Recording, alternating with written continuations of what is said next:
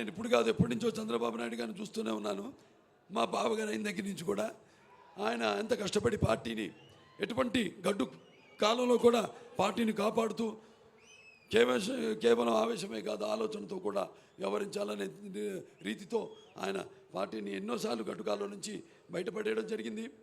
అలాగే ఈనాడు కేవలం ఒక ముఖ్యమంత్రిగానే కాకుండా రాష్ట్ర బాధ్యతలు, అటు పార్టీ బాధ్యతలు కూడా రెండు కూడా ఎంతో సక్రమంగా నిర్వహించగల నాయకుడు మన నారా చంద్రబాబు నాయుడు గారు. జగపతి బాబు డైలాగ్ చెప్తా ఉంటే దాన్ని ఏ విధంగా ఎదుర్కోవాలో బాలకృష్ణ గారు డైలాగ్ చెప్పి కడాన క్లైమాక్స్ తీసుకొచ్చారు.